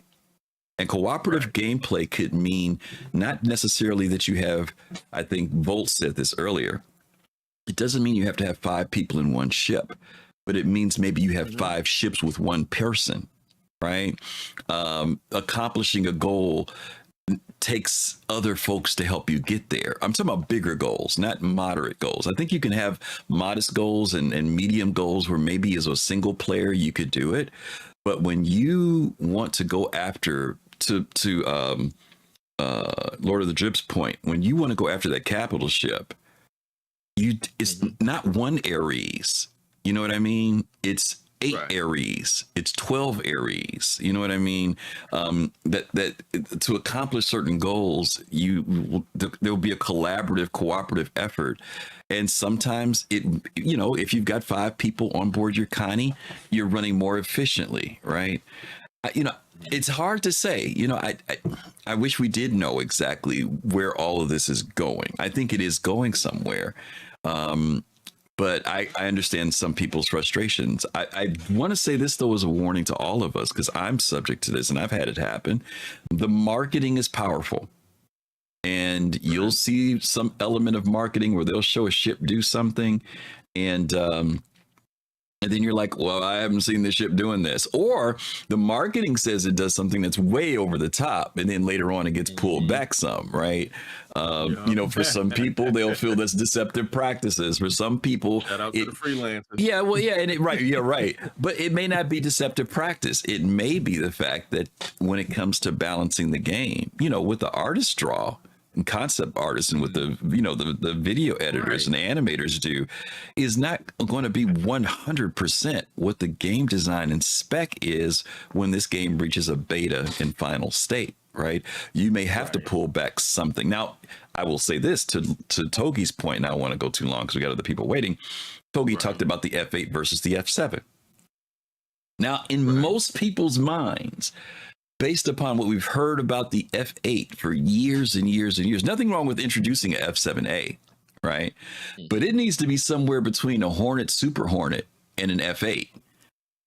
I'm talking about as far as the loadout and setups. The capability of the pilot is a whole nother thing, because we know that pilots can take a ship that's less whatever and still beat a superior fighter if they're really, really good as a pilot. So that stays within the context of what Chris Roberts says he wants the game to be, is based upon our skills as players. But admittedly, when I heard people, people who had F8s, and I'm not complaining because of F8, I'm just saying an F8 is supposed to be better than an F7. I'm sorry. It's supposed to be, as far as superiority goes, according to the game lore, right? Now, it doesn't mean that somebody can't take an F7 and beat an F8, but all I'm saying is, the marketing side of that, some people think, well, they deliberately do that. They deliberately OP ships when they put them out so that they can sell them. And then some odd weeks or months later, they go back and they nerf them and bring them down. I hate to say this, if that's true, for those of y'all who've been around for a while, y'all shouldn't be getting suckered into that no more. If that's the way you feel, then you should know, wait and see what happens to the ship, wait and see, but then again, maybe it's not that, maybe it is balancing, I don't know. I wish I had the answers to tell people, I don't know. But like you said, this is the last thing, we don't have armor. That's true. The full armor, right? We have a form of armor. We have a form of armor, but not the balancing armor. Yes, absolutely correct. Absolutely correct. Yeah. Yeah. And so there's a lot we don't know, and again, that's why I tell people, don't go melting, just wait and see. I know maybe it'll be a little dusty in the hangar for a little while, and then later on when the game gets further along, if you decide you need to melt it, do it, but don't be reactionary to these changes, because stuff changes. I use that example about the Cuddy Red back in the day. People got rid of their Cuddy Reds when you couldn't spawn them anymore. Then some odd years later, it came back, just give it some time. Let's see what happens. All right, buddy. Thanks for stopping in. All right. Let me bring in Pops in space, and we'll bring in Admiral. Then we're going to get our last topic in for the day. Pops, you there? Yeah, yes, I am. Yes, sir. Okay. My whole thing is going to be about my personal sanity. Okay. Okay. I had the Redeemer, and I'm gonna go back and I'm going to touch on the Ares. I know the Ares is not on the this list, but you know what I did, Griff, for my sanity? I stopped buying fighters. Now I know the carrot is on here, but I think the carrot, what they did, I think that's cool. Me personally, I'm buying ships for jobs that I want to do. I'm going to wait on, if I have one fighter right now, and that's to fit solely in the back of my Polaris, and that's the Scorpius. And that's the reason why I have that one. I'm, like I said, I'll wait till all the smoke clears, it gets closer to beta, if I'm going to go in that direction at all and buy me a fighter or something like that. Okay. But I buy ships for jobs. Right now. Yep, for right now. Okay. Keep my sanity. All right, keeping your sanity. All right, Pops, thanks. All right, last but not least, one and the only Admiral Kusanagi. Hey, Admiral. I think he's still there. Hey, Griff. There he is. You hear me? Yes, sir. So where are we at? Ship nerfing and non-nerfing and upgrades. I mean, really, I think it's kind of due time. I mean, like right now, the Redeemer specifically. I mean, when that thing came out, like when they actually released it and they resold it, I was so pissed off. It had size 5s. I was like, that makes no sense at all. Like, that thing's supposed to have like size 3s, I think, at most. So for them to go up to 4s, I mean, is a lot more reasonable to me. Okay. And also, like you said earlier, like people were taking out the hammerhead with it. And if you had a full crew of like two redeemers, why even have a full crew of a hammerhead? So I think what you need to do now is scale up. Like, how many people do you have? Like, okay, I have X amount of people. Like, okay, well, it's better to crew a hammerhead because, or do you know, or, you know, compared to X amount of people, say, you know, okay, we only have like, say, what is it, like 3 or 4 people to max it out? I think it's like 3 people for that ship, right? For a redeemer? Yeah. 1, 2, 3. Yeah, 3 or 4. I can't remember. Anybody in chat remembers? Yeah, I don't own a redeemer. there. So I think, like, you know, you just, you know, if you have like 6 people, you're not going to fill out a hammerhead with 6 people. You're going to fill out a redeemer and have like, and have the, you know, capable the amount of crew and power. Okay, but it's also like a case use scenario thing. But I think it's kind of well deserved for everything. But you know, there are things they just did. They might change it back, or they might say, "Hey, well, we gave this ship shields. Well, we're gonna pull that back because we now have armor in place." Yeah, just so you know, the count the people said is it is a crew of 5 for the redeemer. Is it a crew of 5? Yeah, the crew of 5. Yeah, 5 turrets. Yep. Yeah. Okay, I see. Thanks, Lefty. Yeah, you know, to your point, we'll see. You know, again, it's one of those things where we'll see what happens. You know, we try to tell folks don't get caught up into drawing a line in the sand when it comes to these ships, at least not this early at this stage of development. I know it can be frustrating. Ships go up and down with the, you know, this whole thing with the components thing is a whole nother thing now that we're going to have to be reassessing. I know we've been kind of leaning about weapons, but you know, this other stuff is just as vital and just as important to you being able to accomplish things in the game. So I think we just got to wait and see how this all turns out. But again, it's important that we give our input to CIG, particularly for those of you who do have a favorite ship. Let them know, you know, and, you know, I know it's tough to be, I'm not going to say it's tough to be objective, but we want to encourage you to be objective about if you're pointing out things, you know, and not just because, well, you know, it used to be able to do blah, blah, blah, blah. You need to really balance that out when you talk to CIG, and they will. The devs do read what you guys have to say.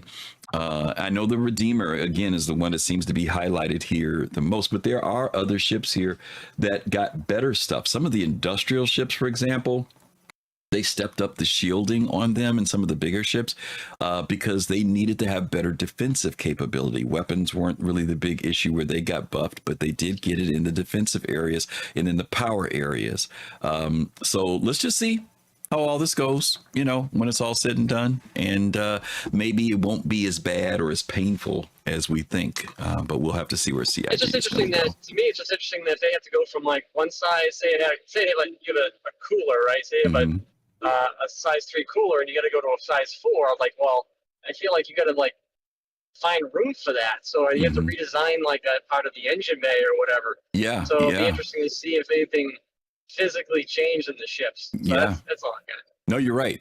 Because there are physical sizes to some of these. You know, some of them there's actually additional ones added too, which is going to be interesting too. So you're right. We may be seeing some internal reworks on several of the ships, Admiral. You're absolutely right. All right, buddy. Once again, drive safe out there. Okie dokie. All right. Thanks so much for the conversation. I'm trying to read everybody's comments in chat. You guys are sharing some good stuff in there. Let's hit this last topic. I talked about this a little bit last week. You know, as you guys know, CIG debuted a new vehicle this last week called the Atlas. And I really was interested. I was really surprised to see people's response to this. So let's take a quick look at this. This is a very short video, and then we're going to talk about it.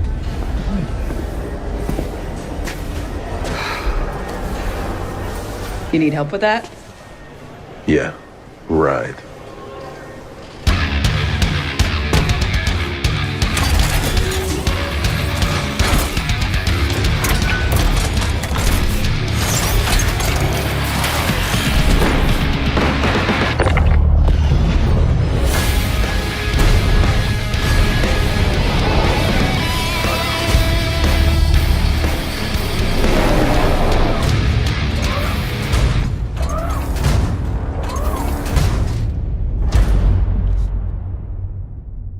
Alrighty.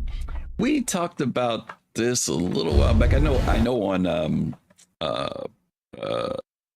Soul Talk, Fast Cart, and them covered this a little bit. And when they watched the ISC, when they were talking about freight and cargo, we saw in the background this power loader. I'm calling it a power loader, y'all. I know y'all want to keep calling it a Titan. A mech. I'll go with mech even, maybe. But anyway, we saw this thing. And lo and behold, within a couple weeks, boom. It not only do we get it or hear about it, I mean, we get it and it's playable and usable and everything. And I've been very interested in the fact that how dramatically this has changed people's attitudes toward doing freight and cargo, because when we went into 324, I was hearing a lot of people not being happy about this whole idea of manually moving cargo from one place to another.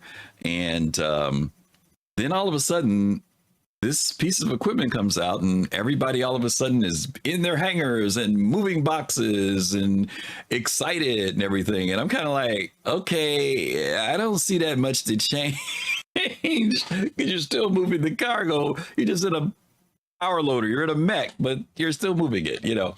And then, of course, there became CIG made some adjustments to using tractor beams. The handheld tractor beam, its range was reduced, I think, down to 30 meters. And then in size, you know, how big of something it could carry. The rifle, I think, is at 60 meters and what it can carry, all the way up to a 32 SCU. And then the mech, the power loader, the Atlas, and the Atlas is like 100 meters, if I'm not mistaken. It was a little longer than that, but they pulled it back by a third. So now we've got these three different tools, and I see them as distinctly different tools. I don't see anything eliminating anything personally. I don't. I see them all having practical uses and needs. But what I want to talk about is the thing that which was controversial. Some of the folks in our community were sitting around talking and everybody was taking a guess, like, how much is it going to run? You know, how much is it going to cost? And so I was shooting for the low numbers. I was like, CIG will probably do these for $20. They'll do them for $20. Get 3 for 50. You know, I could see having one in my hangar, maybe one in a C2, maybe another one that's kind of out there floating whenever I need to use it. You know, that's where I was shooting at. And good old Togi, the vehicle man himself, said $35. And lo and behold, it was $35, right? Okay. So, you know, my question to you folks is, how do you feel about this? $35, by the way, that's if you buy a war bond. Buy with credit, it's $40, right? Let me get you guys' thoughts on that. I'm going to bring Volts in this time. I don't know who was first again, guys, so please forgive me if I got it backwards. And then I'll bring in Lefty. Volts, you there? Yes. Yes, sir. What you got? What's your thoughts about the Atlas? Okay, so I didn't buy one. Okay. Mostly because I'm not a cargo person. Okay. So, but I mean, I do have cargo ships. Mm-hmm. But to me, it's like other people bought it. People have bought multiple, so that's probably how I'm going to get the use out of it. It's fun. Okay. For me personally, I don't know if it's worth $35 or if it was like around maybe PTV, like that $20 that you were saying. Mm-hmm. I may have like sniped it as an LTI token. Mm-hmm. I mean, even now, it's still really decently priced for an LTI token. It's right. like that pulse level. If you don't like it, it's an LTI token right now. But I mean, it's interesting what they did with the whole tractor beam itself. Having that bespoke tractor beam on it that works completely differently. It makes unloading vehicles a lot faster. I will say, like, I mean, if you have a bunch of 1 SCU like RMC and you're trying to do like salvage from like a C2, that thing can unload it. If you have like 2 or 3 of them, it can unload it in like a couple of minutes compared to like the tractor beams taking forever to unload that thing. But I mean, I think the balancing wise, the reason that they kind of nerfed a lot of them is, I think, not only for this, but also for like some of the ship tractor beams to make them more reasonable. Like the Zeus CL, its tractor beam. Like if my handheld multi-tool can pick up these big boxes just as well as this ship tractor beam, why would I ever use the ship tractor beam? Exactly. Yep. And so I think they're thinking of, well, where can we fit this into like the whole tractor beam use? I think it's mainly for ships that currently don't have tractor beams, and frankly, most likely will not. Like the like the Hercules line is a big one for me that will probably never get a tractor beam, and then maybe some others that just maybe need something like this. Like this could definitely be like an assisting unit for some of those ships. Yeah. Even if they do have a tractor beam, like a Caterpillar, especially for like that front module.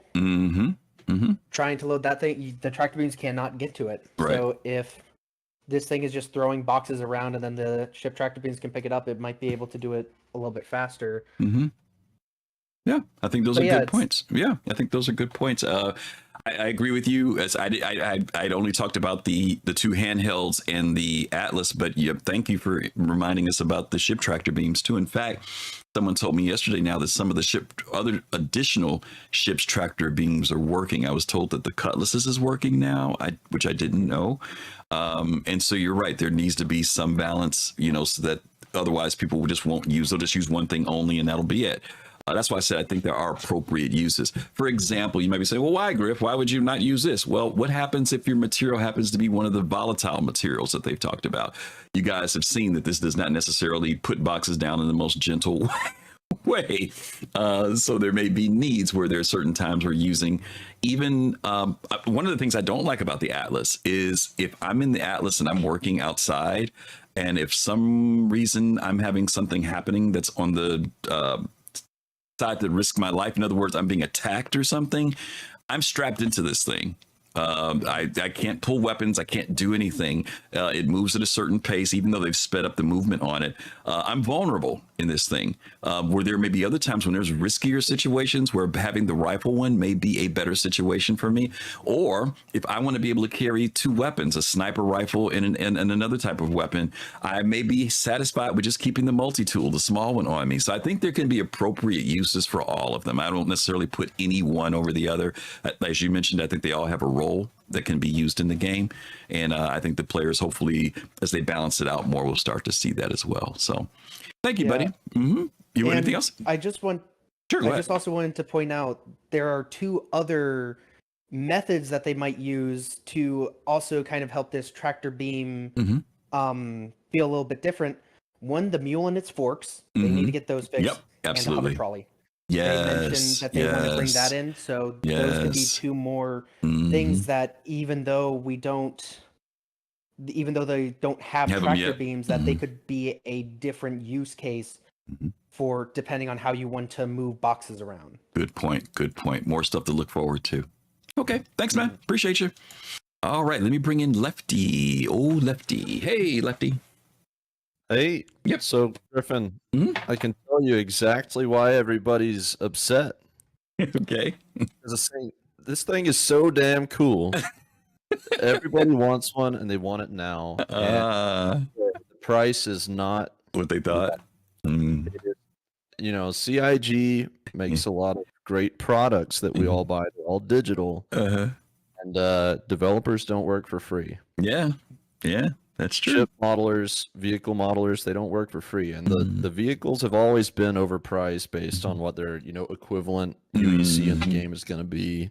And I think this one, you see what it brings to the table. And it is a tractor beam with legs. And I think that the rebalance of the tractor beams use case and all of that, it adds a lot of, how would I say, over this past year, a lot of different aspects of gameplay. They were kind of like the instant ship spawning and the instant, this, instant that. Right. They're smoothing out the boundaries, and this is smoothing out the boundaries of logistics a lot by making a graded approach to tractor beams. Yeah. Let me say this too, Lefty. You just said something that's important. You used that word again, the L word, logistics. One of the things that I think that people have still, not everybody, I know some people have, but something I know some players have not paid attention to is that left arm.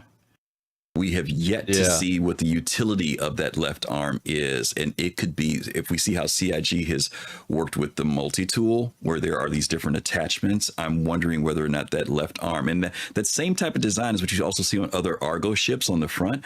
I'm wondering whether that's some type of multi-attachment thing, blowtorch, I would be magnetic interested thing, to see that. something, you know what I mean? And maybe that brings value beyond just the tractor beam to this thing, you know, so all of a sudden and on it's that worth note it. too, the tractor beam it has is functionally different. Yes, It is not the same as ship tractor beams. It is not the same as the handheld tractor beams. You know, and I think a lot of people are getting first impressions without having even used it, just watching a bunch of these influencer videos on it. This thing actually performs much, much, much faster. Because it automatically brings whatever you're getting to you, and then you just click and it sends it wherever that green holographic view is. But all of this aside, I want to confirm one thing that you're absolutely right on. This is not the Titan suit, but the gate is open.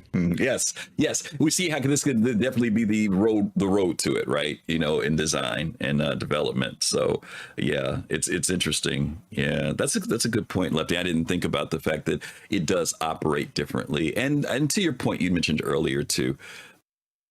As much as we would like to think about the prices being a certain place, CIG, one thing, they have to be able to run a company.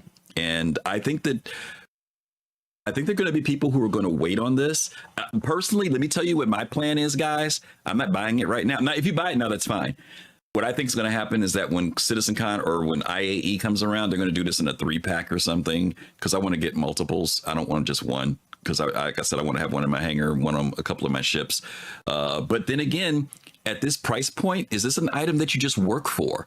You know, we don't know what this is going to go for in game. And to Lefty's point, you may find that it's just, if you don't want to spend the money, if you don't care about it being a token, just buy it in game with in-game money, you know? That might be another option for a lot of you guys. I think a lot of people, you know, that's where the grief is coming in, where CIG has created a gap, and they have then sold a thing to fill the gap perfectly. The price is higher than what they were expecting. It's not higher than what is typical, but it is higher than what they were expecting. And, you know, I hate to be that white knight guy, but just wait 3 months. Yeah. It's going to be in the game for sale. Yeah. But, you know, you got to think about it too. When you buy this mech suit, you got to ship it around. Yeah. And so it's going to have particular use cases like Voteless Tie was talking about. It's going to fit in certain ships, but you think about other ships that this is supposed to be useful for, and things like if you're trying to use it to fill up a whole sea or something like that, that thing's kind of like a spindle out in space. And there's different ways, like there's all sorts of different tractor beams. I don't think everybody should fixate on this being the be all end all and the $40 price tag. Yep. Good point. All right, buddy. Thank you much. All right, yeah, it is not the end of everything. Let's bring in Togi. Again, the vehicle man. Hey, Togi. I think. Yep, There he I'm is. here. Okay. Why are you trying to put that evil on me there, Griff? Like I chose the price of this. You called it. You called it. I gotta give you Point, credit. I think everyone in the comments is being like, I jinxed it. I didn't call it. Well, CIG purchased the Google Analytics for him and was just like, hey, if he'll buy it, everybody else will. Right, exactly. Yeah, for those people who are into this, don't get me wrong. I think that people who are into this type of stuff are going to love it, and the price is fine with them. It might be just that other group that, you know, they saw it as a thing to get, and they just want $35. Like, oh my God, $35, that costs more than a blah blah blah blah. You know, so different people are going to feel differently. As much as the Argo, Mhm. the Yeah. UV tractor. Yeah. I still think that, when I saw the price, I was kind of like, ugh, but when I thought about it after you and I talked, and again, that left arm, if it brings some other greater utility that CIG is planning that we don't know about, it may be well worth that $35 when it's all said and done. Right now, we're just basing it on a tractor beam, but it's obviously there's something else there. There are controls for that left arm that are there. We'll have to see where CIG goes with this thing. Yeah, and I think the other thing to keep in mind is that there are combat variants. Yeah. And I think that what they're trying to do with this as well is set a baseline price for a Mac. So if starting with the utility side, yeah, if the utility is 40, then you start getting into the combat military changes differently. They come into the door charging 80 for the combat one. Yeah, and if they charge $20, $80 would look super ridiculous. Yeah, that's a good point. Yeah, I agree. This is definitely, we know CIG has talked about the Titan suit in the Squadron 42 update. So we know that they're going to be moving in that direction. And this is a great place to start with something just basic utility. That's definitely something that I think you even said this when you saw the Atlas. You said you were impressed with the fact that it just works. It does what it's supposed to do. Very well. It does what it's supposed to do. Which, I mean, shouldn't probably be a surprise from CIG, but it is. Yeah. Yeah, I mean, and it's the other thing is that we haven't, this isn't the first time we've seen CIG kind of pull this move of inventing a problem and selling a solution. The Steve was the same thing. Where they had nerfed the speeds of all the other ground vehicles and then conveniently just decided to make one that was the new fastest one. Yeah. Okay. Yeah. Good stuff. All right, bro. Thank you. All right, let me bring in Pops and Spaced and Almost Over, then we're going to wrap it up. Hey, Pops. Yeah. Can you hear me, Griff? Yes, sir. Okay. I just want to point out one thing. I know we're talking about the mule. How does the mule fit? There is the mule or the Atlas? The mule or the Atlas? No, the mule. Oh, the mule. As far as loading ships. Oh, okay. Okay. Yeah, the mule moves cargo just like this does. Okay. In the beginning of the thing you just showed us, and you see how they were on the racks. A mule will never be able to reach up one story high and grab a thing. So, right. It has its place that right now something else cannot do. I just wanted to point that out. Think about that when we get to distribution centers. Maybe you have to grab packages, pick, you may have to pick your own items and it may be up high and a mule will not help you. So I just want to kind of remind everybody about that. Yeah, no, that's a good point. It had, like you said, it has its own, everything has its place in the game. Yeah. Okay, Pops, thanks. Yeah, my little refuge. He says, I get the argument if you think it's overpriced, then just buy one in the game. But what about pricing it to raise money? Yes, first of all, we always tell folks that if you're, we try to say it as much as possible. If you're buying things for Star Citizen, always have in mind that you're doing it to support the development. It's great from a consumer side to buy something for a cool factor or to play the game, which is great. But this is all really about supporting the development. All we're saying is that a lot of times people feel like they have to buy something. They see it, they get excited, I have to get it. And then when they see the prices outside of where they are, they're disappointed because for some people, $35 for them is a lot of money for them to spend, or it's a priority thing. And so, all we're saying is that don't get frustrated because you think it's a lot of money. The option is you don't have to buy it right now. You can just earn it in game and save the $35 for something else that you want to spend in the game. But sometimes people put pressure on themselves because the price is a certain price. If I wanted to get an A2 and you tell me, well, it's $700, I'm like, $700, and I'm trying to figure out how to come up with $700. You don't necessarily have to do that. Don't hurt yourself because you want something in the game. Work for it in the game, get it in the game. But hey, CIG is always happy to take money. I can't blame them because they got to run a business and we do want to support the game. So we're not nullifying people who want to spend money. Just trying to tell people don't get frustrated about spending their money. Okay. Last but not least, let's bring in Almost Over. Almost. What's up? What's up? Hey, buddy. How are you? I'm doing well. How about you, sir? I'm doing all right. All right. That's a perfect response. So the pricing, I guessed $40. Okay. Which is there for credit. Yeah, it's there. But I said my pricing was based on like the entry level hover bikes, motorcycles, whatever you want, and then the base on the usefulness. Honestly, I told Pops this earlier, and I said it before. I wish his guess was correct. Because obviously it would save me some money because he guessed $20 with he's hoping for 10 though. I was like, I want that so bad, but that's not happening. Right. And then so the price this is gonna sound like kind of cash grabby territory. I don't think it's worth the price. Okay. But I also think that CIG, they understand their audience. And they know there's people out there like me who say, I don't want it to be $40 or $50 or $60, but at the end of the day, no matter the price, I'm getting 3 of them. Yep. So, and they understand that. Yep.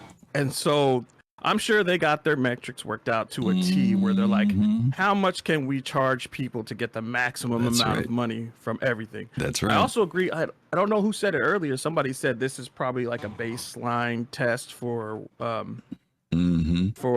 like the military versions of mechs or whatever. And I actually agree with that as well. I still think the price is a bit high. I would love to say people speak with your wallets. Yeah. But they've already spoken, and CIG's made like $500,000 already in 24 hours. I was just about to say, Montoya posted the new mech suit just sold is getting a lot of heat for being overpriced, and nobody is going to buy it at $40 except that $500,000 worth of mechs that sold yesterday. Except the hat. Yeah, right. I'm one of those people who said I'm going to get 3 no matter what, and I still haven't bought my 3. Yeah, right. There's still more money that's going to come. Yeah, I hear you. Yeah. Some of us people need the free time to be able to get on and see the pricing, and then say, okay, now I'm going to get mine. Yeah. But and then for its useful, people comparing the use case versus the handheld. I'm a little bit more simplistic in the look of that, and what I mean by that is this can hold up to 32 SCUs, right? Right. So I look at it, and the handhelds are a little bit more precise with their movement. Right. Not a little bit, a lot of it. Right. More precise with their movements. So I think the handhelds are really meant for your smaller ships and some medium-sized ship. Sure, you can do your whole sea, but it's going to take you a minute. This is more like a medium-sized ship to larger. Yeah. So that's where I feel like this fits in. Yeah. So if you're flying around and your largest ship is like a freelancer, I don't think this mech is really meant for you anyways. Yeah. Like I said, for me, I could see having one in my hangar. You know what I mean? That's just there whenever I need to load and unload things quickly. And then, like you said, if I have a large ship like a C2 or something like that, I could see putting it in there. We took one out into a C1 just to test it out because it does fit in a C1. It's a bit overkill for me just because of the movement time. I think I could load it. How could I say this? 2 people with these, how can I say this? 1 person in a mech and 1 person with a handheld is a great team. Because to your point, if you want to finesse and move certain things very quickly, the handheld can either set things out for the big one or the big one can pull things and your small one finesses. And you can get jobs done very quickly. I like the idea of the cooperative play. Loading a ship by myself with this thing, I'm not that crazy about because of the way the placement is. You have to really kind of mess with it before you get the holographic, spot where it goes, where if I just able to put the box somewhere and somebody else does it, it would happen faster. But that's just me. But I agree with you about the metrics. CIG knows when they come up with these numbers, it's not arbitrary. They know exactly what's going to get spent. And no matter how much we bark and complain, the numbers don't lie. And for them to have sold $500,000 worth of mechs yesterday is pretty amazing. It's pretty amazing. Also, I don't know a single person who's tried loading a hull C, right? That's way too much stuff. Yeah. But I think this is up that alley. Now, I think people are going to actually start loading their whole Cs. We'll see. I'll be curious to see. I feel like definitely they'll try this Atlas fits in that. I have an Ironclad, the cargo version. Yeah, definitely. This is perfect for that. Yeah, definitely an Ironclad. I agree with you 100% on that. Absolutely. All right, buddy. All right. Thanks a lot. All right, we got one last minute. A little bit of madness just dropped in right before the show ends. Let's bring him in real quick, and then we're going to wrap it up. Hey, Madness, how are you? Ooh, what's up? Sorry, my phone's behind. Okay, good. I was like, okay, so I've been putting my kids to sleep, so I might have missed stuff, so I might repeat this a little bit. Sure. I might repeat things that other people say, but I'm just going to... Okay, so Atlas, yeah? We're just talking about the Atlas? Mm-hmm. Yeah, so, okay, so my take on this is, what a missed opportunity is my first thing on this. They could have absolutely smashed this out the park and made loads of money and then seeded some beautiful kind of good faith with the community. In-game purchase, certain type of skin exclusive Atlas in-game, tied it to reputation, tied it to gameplay. They then could have sold on their webpage the skins, cool skins, and they would have won. They would have made money, sensible money, because this thing should not be worth $40. Okay, no chance. This is retarded, in my opinion. Sorry, I'm an '80s kid. I just think it's crazy, right? that people, and this is my reasons for this, and I need to go fact check this, but because it's so early. But for me, when CIG were originally releasing ships and talking about their pricing structure, they always, in old ATV videos, they always mentioned how they broke down the pricing. Was to do with components, was to do with everything to do with the ship, what it did, and how useful it was. So very much to do with all the pieces that put the ship together. This vehicle has a tractor beam. How on earth is that worth $40? Well, you may have missed this earlier because I know you said you were doing some stuff. One of the things that I said that what I said was the one thing that I think that could, because I thought it was going to be, my number was $20. I don't know if you heard that earlier. I said I think it was for it's $20. $10, it's $15 at the most. It's a skin, in my opinion. That's why it should be in game only. Well, this is why I said the only reason why I would see the price being worth some value is if the left arm of it is utilitarian. So if I'm able to use that left arm to do different attachments and do stuff for different things, then maybe I could see it being what it is. But the reality of it is that even if they were to say, well, it's based upon this component or whatever, that was in relation to ships. This has to do with, and this is the weird thing about it. Do I think it's worth $35? No, my number is still $20. But the numbers don't lie. Somebody felt it was for them to sell $500,000 of these yesterday. It's in but I reckon day. They could have made more. I reckon they could have doubled that. If honestly, I think they could have done, if it had been $10. We don't know. We won't know. But I think they would have done. They would have gone.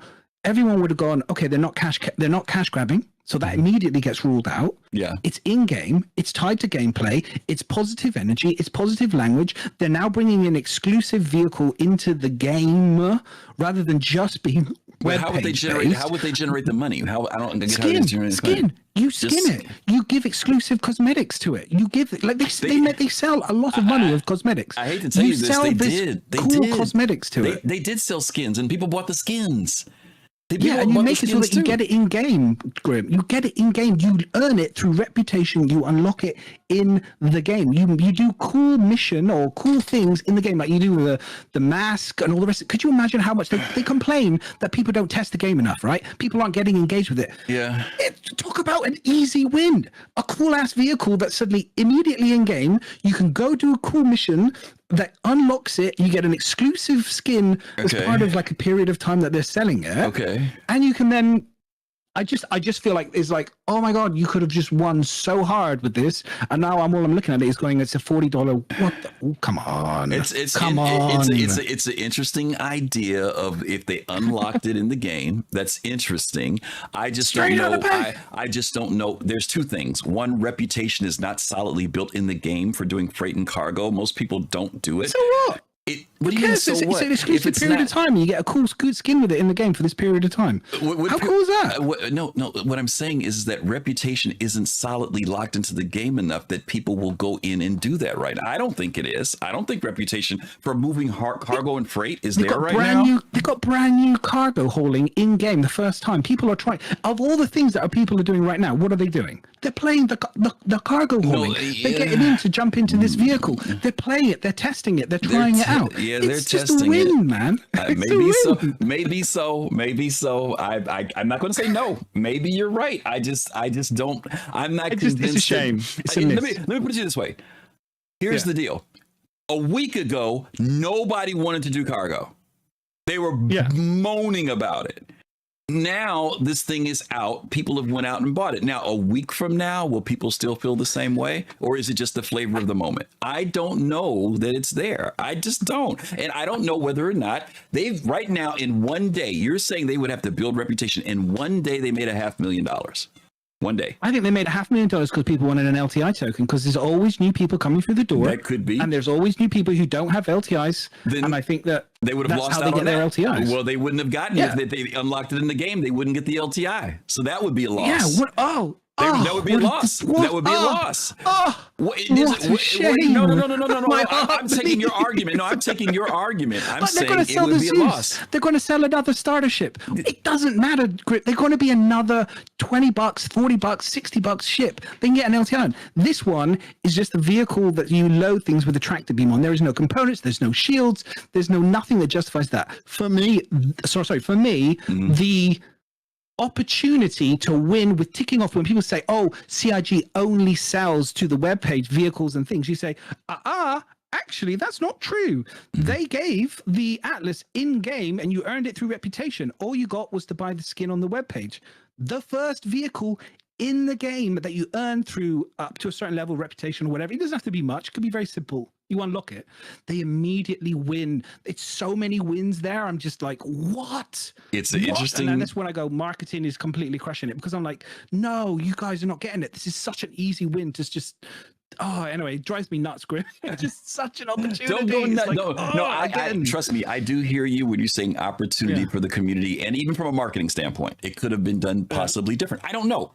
I just don't know. I don't know whether the numbers would have reflected it. I think it's a great idea, but whether the numbers, think they would have made more. Maybe we'll have to see. We'll have to see when it's all said and done. Yeah, I would have bought it. $10 for a really sweet skin. Exclusive alien version with a little thing that spins around on the back of you. You know what I mean? That spins around the back. How many people here would have bought that for $10? If it had been $10, you get an alien yellow one, and it has like a little thing that spins around, and it has like warning or something. Xeno threat or something. Yeah.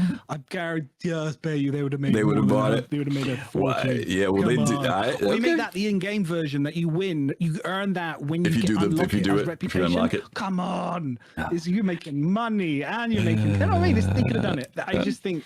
Well, maybe you need to go work for the marketing team over at. They are stuck in the same groove. They got to get out of that groove and start changing it up, man. Seriously, start changing. All right, buddy. Thanks a lot for stopping by. All right. All right. Good old madness always drops in at the end here. Okay, that's it. Yeah, I'm sorry the volume was a little out there. He was very excited. I had to bring down his volume fast card. Sorry about that. Yeah, we'll have to see what happens. I'm just, like I said, I opened this up saying that I was kind of amazed at all the excitement over this item. Don't get me wrong, I think it's a cool item, but this one item has definitely affected how people are looking at freight and moving cargo and stuff. So we'll see. A month from now, a week from now, will the excitement still be there? Will people be using it? We'll see. Okay, let's go ahead and wrap this up. We have had a great conversation today. We've gone over today as usual. We're getting ready to send you guys over to our good friend Paul Shelley, but before we do that, today is PodSat Saturday, and this is the time where we partner with other content creators in the Star Citizen community who are also bringing good information about the game. And Paul Shelley with the Astro Pub with the Captain's Table is on right now, so we're going to be sending you guys over to Paul so you guys can go over there and check out his show. After that, later on this evening at 9 p.m. Eastern time, we will have the OGs of Star Citizen Relay SC. They will be on as well. I'm sure they'll be talking about stuff. There's a lot of stuff that happened in the community this week, so we'll have plenty of things to talk about. Let's see. On tomorrow, we have a show that we're doing tomorrow called The Pseudoscience of Star Citizen. We're going to be talking about, you know, how close to reality is CIG with the game in relation to scale, in relation to some of the player mechanics, physics, things like that. I'm going to be on tomorrow. Jade Starwatcher, our in-house real-life scientist, is going to be here, and she has put together a lot of stuff for this program. In fact, the bulk of the program is going to be based on things that she submitted. And even though the other Soul team members submit stuff, Jade gave me so much good stuff this time. It was like, okay, you just made my life way easier. So we're going to be talking about some of these things tomorrow. And we're also going to be doing a little dedication to James Earl Jones, the actor who passed away just this past week. We're going to be doing a little something in relation to him as well. So hopefully you guys will be able to join us on tomorrow at 7 p.m. Eastern time for Soul Citizens, our main show. I want to thank everybody who came by, who hung out with us today, who dropped in, those of you who put stuff in chat, those of you who dropped bits, if you subscribed, if you followed, thank you guys for that. Those who came in from the raids, everybody who was here, thank you.